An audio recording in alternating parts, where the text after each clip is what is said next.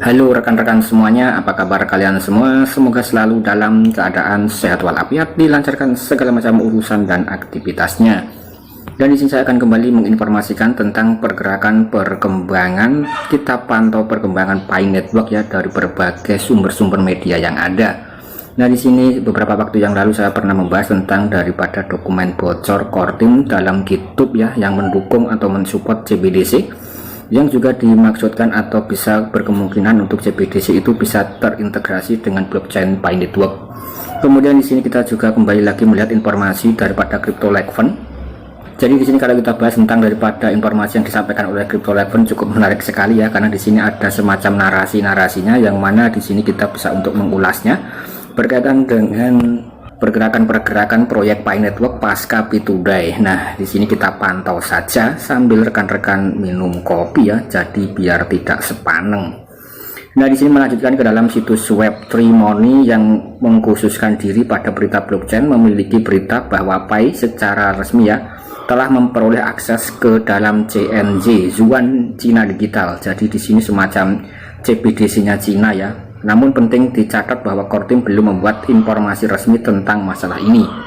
Nah, jadi di sini beredar kabar sekali lagi daripada CryptoLeven berkaitan dengan berita yang cukup mantap sekali ya. Jadi di sini itu melanjutkan daripada situs Web3 Money yang mengkhususkan diri pada berita blockchain, dan di sini ada informasi yang cukup mantap sekali ya berkaitan dengan Pi Network itu memperoleh akses ke dalam CBDC Cina atau akses ke CNZ. Namun di sini Kortim masih belum memberikan informasi secara pasti atau secara resmi. Kemudian di sini mungkin ada spekulasi bahwa Kortim secara diam-diam bekerja secara aktif di pasar Cina bertujuan mengejutkan komunitas pionir dengan hasil yang tidak terduga. Namun tanpa konfirmasi resmi dari Kortim sulit menentukan keaslian dari berita tersebut. Jadi ini masih dalam sebatas rumor saja.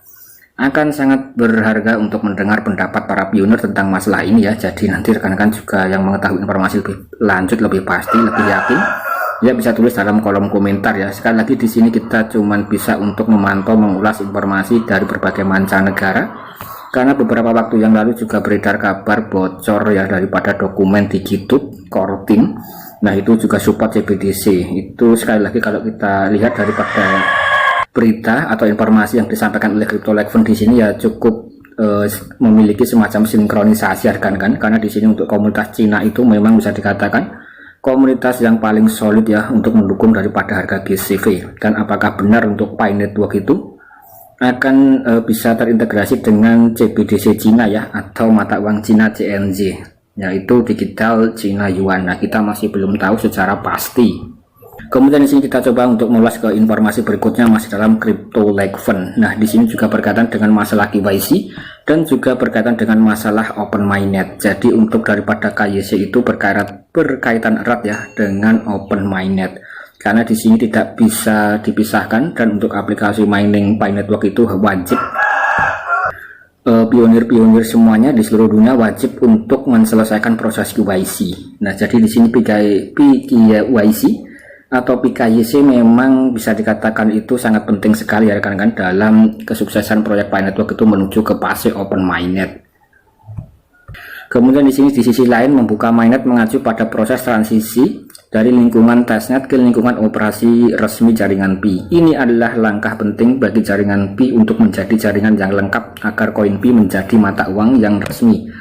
Kemudian proses Open Mainnet membutuhkan persiapan yang matang, sekali lagi harus membutuhkan proses persiapan yang matang dan memastikan scalability dan keamanan jaringan. Selanjutnya Dr. Nicola secara konsisten menekankan dalam laporannya bahwa menyelesaikan KYC adalah langkah maju menuju ke Open Mainnet. Jadi di sini sekali lagi untuk Open Mainnet atau untuk daripada kesuksesan Open Mainnet ini juga sangat bergantung dengan kesuksesan KYC para pionir.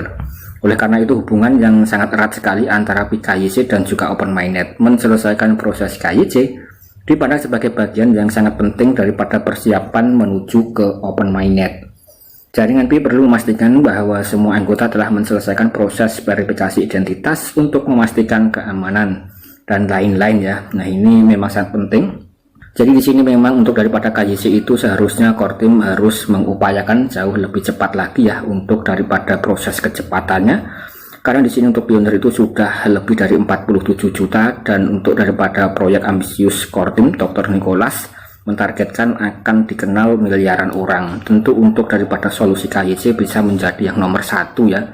Nah, kurang lebih seperti itu ya. Jadi kalau menurut admin pribadi seharusnya core team ya harus memprioritaskan tentang daripada KYC untuk mendapatkan kepercayaan publik atau kepercayaan kepada komunitas pionir-pionir dari berbagai mancanegara, bahwa di sini Pi Network itu masih terus eksis ya. Nah, kemudian di sini kalau core team hanya berfokus atau lebih memprioritaskan terhadap pembentukan ekosistem aplikasi ekologi dengan membentuk semacam event hackathon, maka dari itu untuk daripada trust atau kepercayaan daripada pionir ini mungkin sedikit demi sedikit akan terus berkurang.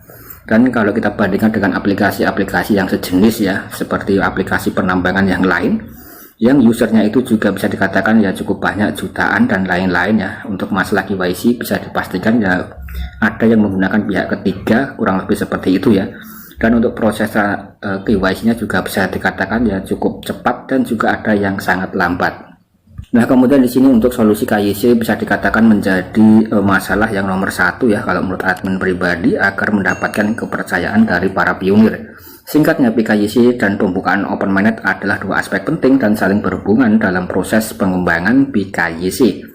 KYC memastikan keakuratan dan keamanan informasi anggota. Kemudian saat open mainnet menandai transisi ke lingkungan operasi resmi dalam jaringan Pi atau blockchain Pi Network.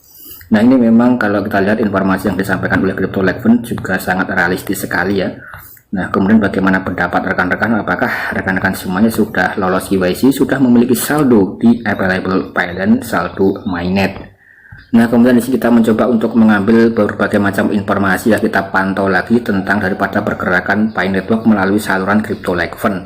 Nah, di sini juga disebutkan daripada Mr. Dinva, yaitu Pibreads Global Ambassador, akan melakukan presentasi di Baungji besok. Kegiatan karir blockchain dan Web3 dipromosikan secara global oleh core team atau oleh daripada tim Pibreads.org ya.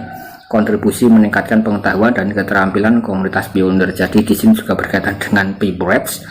Dan untuk daripada Crypto.Legend juga memberitakan tentang Pibreads ya. Nah, di sini kita juga bisa melihat postingan daripada Dinva di sini. Nah, di sini bersemangat menerima undangan berbicara di Politeknik Federal Proji. Nah, kemudian pada tanggal 9 Juli nantikan berbagai wawasan tentang Pibreads.org, NFT Pibreads Miner inovatif membuat penambangan Pi menjadi lebih mudah. Nah, sekali lagi di sini kita hanya perlu untuk memantau saja ya rekan-rekan. Nah, di sini ada informasi seperti berikut ini tentang daripada Pibreads. Kemudian kita juga bisa melihat seperti berikut ini lagi ya.